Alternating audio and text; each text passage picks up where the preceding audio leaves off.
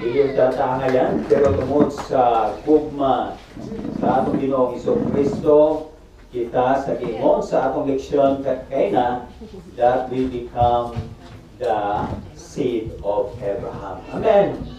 Natay paglaom nga naay kaluwasan sa ngalan ni Jesus. Ako nalipay nga makikuban kaninyo diri sa atong Mount Malaybalay Church. Kini ang first time ko nga nakatambong diri nga church. Kaysa nakaani ko diri, niya nakita ko nga naaday church diri. Unya gingon ako sa among pamilya na bisitahan nato ang Mount Malaybalay. Okay? So, dayigo ng Diyos tungod sa pribileyo o tungod sa iyang gugma. Na kita nakikuban karon, kauban sa church sa ano to? Babawan Church. Siguro ay do plano po ko makabisita po sa inyo. Amen. Na makaabot ba diri ang atong broadcast sa DXCR? Kinsa ang naminaw sa atong station DXCR? Okay. Okay. Na ako programa sa una kada adlaw alas 6 media hangtod alas 7, pero karong gihimo namong duha ka beses sa isa ka semana. Kada Martes o Huwebes. Kadungog ka. Okay? I-greet mo dire kung maminaw mo sa atong DXCR. I-greet mo, kanong baya, kanong baya. Pasensya na mo sa akong Cebuan, tungod kay ang akong kaliwat, Reyno ay Ilocano o Antequeño. Pero kaliwat ko ni Abraham. Okay, sa atong pagtuon, actually, kinidili programa atong ibutang sa atong una mga higala nang atong ginahimo karon. We are not making program. Dili ni programa. Kini ay worship to a living God, the God of Abraham. Ang Diyos ni Abraham, muna ang atong ginadayi karon. Pag imo nato nga Diyos ni Abraham, mo kani ang Diyos nga buhi nga naa sa langit, nga siya nagtuga kanato. O dili lang nagtuga kanato, siya ang naghatag sa atong mga gikinahanglan adlaw-adlaw. O siya ang nagtubos sa atong mga sala para natay paglahom nga naay kinabuhing dayon. Amen? Amen. So mauna ang atong ginahimo karon, this is worship of the living God. Sa atong pagdayeg sa Dios, atong basahon ang balang kasulatan. Atong i-review ang balang kasulatan nga kini magpadasig sa atong pagtuo, labi na gyud sa mga bag-o pa sa pagtuo. Naapay mga bag-ong nabautismo diri karon sa atong palibot? Nga nagtampong? Okay, praise the Lord. Okay? I hope nga kini makahatag o kadasig sa ato. Romans chapter 8 verse 18. Mao kato ang atong basahon. Kung namoy mga Biblia, inyong ibuksan sa Romans chapter 8 verse 18. Okay? Kini actually usa sa mga paborito nga teksto nga kanunay gina-remind ko ang akong kaugalingon. Romans chapter 8 verse 18. Kung atong basahon, ang akong Biblia ay English. Pero basahon ninyo, no? Siguro, pag buman ko basa sa English, ilamon ko ang Biblia ni Brother Sabas para atong ubaron sa atong sinultihan. Verse 18, Kiingon, for I reckon that the sufferings of this present time are not worthy to be compared with the glory which shall be revealed in us. Atong ubaron diri sa atong sinultihan, gingon diri, giisip ko, ayun yung sundan, importante kayo ni, giisip ko nga ang pag-antos ni ining panahona karon dili tapos ikaghanti sa himaya nga ikapalyag raunya kanato. Amen. Unsa ba ngano nga sulat man ni San Pablo kini nga bersikulo? Unsa ang inyong mahulagway ang sitwasyon ni San Pablo, ni Paul, nganong gisulat niya nga akong ginaisip nga ang mga pag-antos niining panahona. Isip niyo ba nga hayahay kayo kinabuhi ni Pablo? Samtang niya gisulat, hayahay kayo ako kinabuhi. Pero ang sulat siya nga ang pag-antos kini panahona dili makatandi sa himaya sa Dios nga iyang kitagana para sa ato. Atong i-review ang mga pag-antos ni Paul, ni San Pablo. Atong i-review. Si San Pablo, iyang gilutos ang mga sumulunod kay Kristo. Kay siya naguna-una nga si Kristo usa ka impostor nga dili tinuod sa Kristo. O iyang ginalutos nga iyang una-una nga siya nagahimo o buhat sa Dios. Adto siya sa mga sumulunod nga ginatawag nato nga mga Kristiyano. Iyang gilutos hangtod nga sa usa ka adlaw samtang sila nagabiyahe sa dito na siya sa Damascus, iyang naay dako kayo kakahayag. Onya siya nahulog sa kabayo. Onya naay tingog nga iyang nadunggan. Giingon niya, Pablo, Pablo, nga naman nakipagbatok ka sa ako. O ingon ni Pablo, kinsa man ka? Ako katong si Kristo nga gidansang sa cross. Ako ang Dios nga nagtubo sa imong sala. Nga naman nga ginalutos mo ang mga katawan nga nagasunod kanako. Why are you kicking against the bone? Nga nung imong ginasipa ang usa ka butang nga nakadamage lang sa imuha. Sukad ato pagkabalo ni Pablo nga mao di ay si Kristo nga katong nalansang sa cross nga ginasimba, nga ginasunod sa mga katawan, mao da ito ang tinuod nga Misaya nga nagisaad nga tubuson ang mga katawan sa ilang mga sala. Sukad ato na-convert si San Pablo. Siya nagpabautismo, o niya, iyang ginauna, kung grabe kaayo ang ginhimo sa Dios ako ang makasasala, iya kong gitagaan o paglaom kay si Kristo namatay alang kanako. Iya nakita kung unsa gilansang sa cross. Ako nagtuo nga during the time nga gilansang sa cross si Kristo, samtang siya naa sa trial ni Pilato, iya na si Pablo. O iyang gidedicate ang iyang life. Sa iyang paghatag sa iyang kinabuhi, pag-umpisa niya, nga nidawat sa kay Kristo, o siya nagingon, mahimo akong misyonaryo para kay Kristo, tungod sa akong gugma ni Kristo, gihigugma ko siya. Dili ako takos, pero tungod sa akong gugma, siya nagsugod o pagpamantala sa maayong balita. Unsa man ang maayong balita? Katong si Kristo di ay nga ingon nato nga anak ni Joseph o ni Maria, mao na ito ang gisaad kay Adan kag Eva nga moani diri nga Misaya. Siya ginansag sa cross, siya nabuhi after 3 days, o after 3 days siya nagpakita sa iyang mga disipulo, o siya nagsaad nga siya mo balik pag-usab o dadon ta sa ginarian sa mga langit. Mao lang to ang pabalita ni Pablo. Niadto siya sa uban nga mga lugar.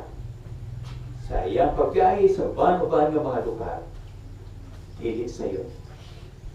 Kausa akong gitan-aw ang mga maka nga gibiyahe ni Paul, ni Pablo sa iyang missionary journey.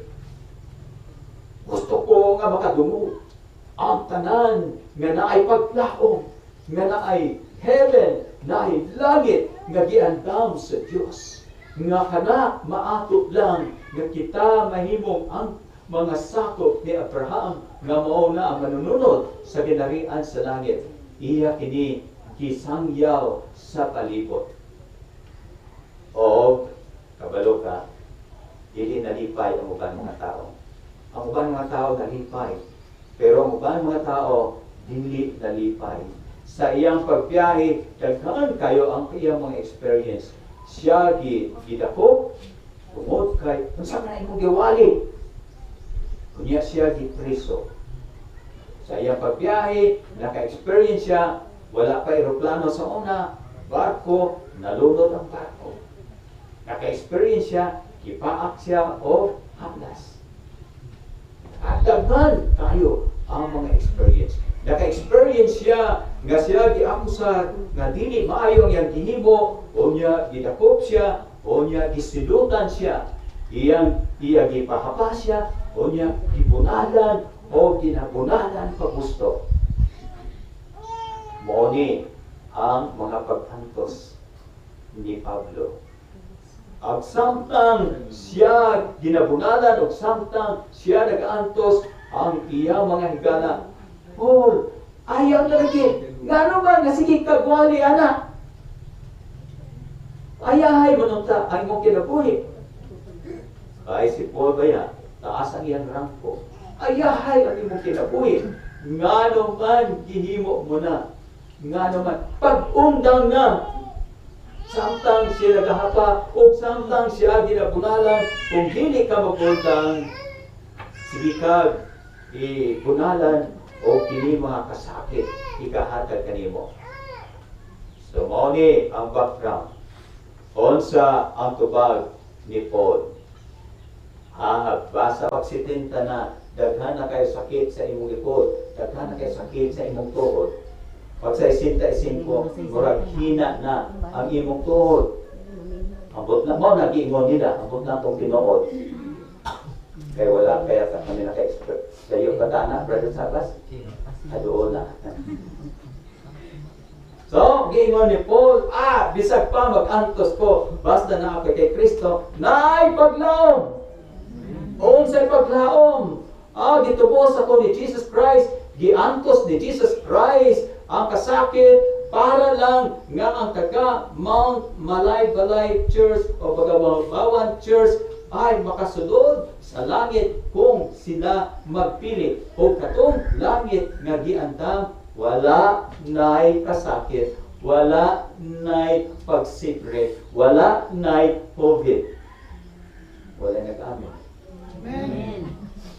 O, aside from that, i-enumerate yun niya ang kanindot. Kaya mo attract mo good sa ato ang mga material things. Di kanindot. Gusto nyo nindot na balay? Wala ra na. Ang pinakanindot nga mansion dahil sa kalibutan. Wala ra na. Kaya nga naman, perlas ang gate. Bulawan.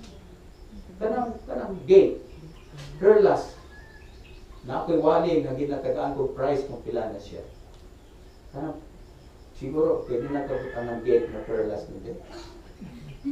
O niya, sabay plano niya sa church, sa inyong balay. Tiles, pinakamahal na tiles, sa langit, kalsada na ang Bulawan. Dili tiles. Kung naan yung kalsada ani nga nindot yung kalsada, wala na sa langit. The best that you can get nga inyong makuha diri sa kalibutan, dili makatandi sa gitagana sa Diyos. Amen? Amen.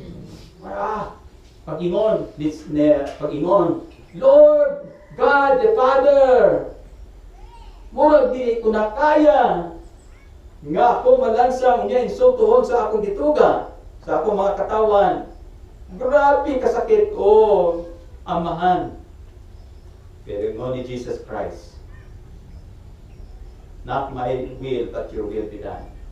Kung dili ko magdayon, kung dili ko magpadayon nga ako malansag sa cross, pag namatay ang mga taga Mount Malay-Balay members nga nagsunod, patay na sila, wala na ipaglaon. Kung dili ko magpalansang sa cross, wala na may paglaon. Murag parehara ta sa manok, pag namatay, wala na resurrection. Pero si Jesus Christ nag-proceed. Si Paul nag-ingon, kung mauna, Samtang nakita ni Paul ang gitagana kapag siya na-convert kay Jesus Christ, Jesus Christ, ikaw namatay para sa ako tungod kay naaday ka giandam nga grabe kay kanindot. Wala pa nagabot sa una sa tao, wala pa nakaabot sa pananaw sa tao ang imong giandam. Kining mga kasakit, bali wala langit. Dili ni ikatlangit. Bisan pa ang kalipay diri sa kalibutan, wala na i-compare sa gitagana sa Dios. So, ang akong mission karon, ani ako karon para mag-remind sa akong kalibot, galingon, nga kung in case na akay mga suffering because of Jesus Christ, wala na. Wala ako nagsaad nga kung ikaw magsunod kay Jesus Christ, ay kayo mong kinabuhi. Possible. Pero wala isaad, ang hayahay, ikaw makasunod sa ginarian sa langit. So, kung may pag-antos ka, antos sa kauban mo ang Diyos, kay kini short-lived, temporary lang, o na ay grabe kayo ang himaya nga giandam sa Diyos para kanato.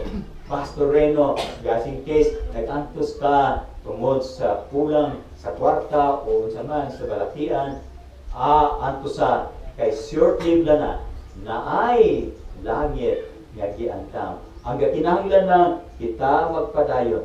Ayaw gyud hawa. Ang panahon na doon na magpadayon ka.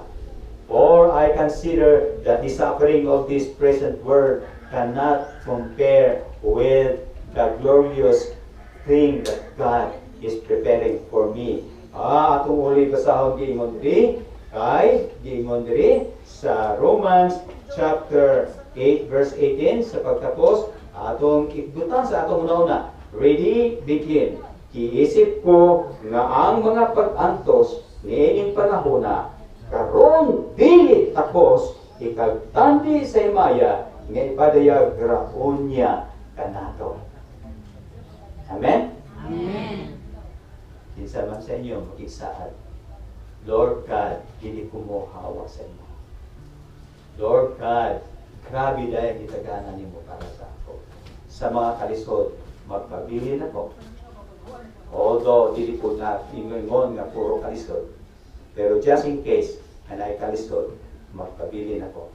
At taasan yung kamot, umao ka na sa kasing-kasing. Taasan yung kamot. Kaya salamat o kalipay ang langit. At kita mag-ampo, padayon kita sa inyong kamot. Padayon. Atong iampo, o Diyos ka makagawang sa tanan, aniha karon ang inyong mga anak, nakita po niyo o Diyos, ang ilang decision, nga sila magpabilin kanimo, bisan pa sa mga pag-antos o sa hayahay sa kinabuhi, sila magpabilin, magpadayon sa ilang pagtuo, tungod ka imong giandam, dili matandi sa unsa man nga mga butang diri sa kalibutan. Kini tanan among ginahangyo ang inyong pagkahatag o panalangin sa among mga desisyon karon nga buntag sa ngalan ni Hesus nga among maluluwas.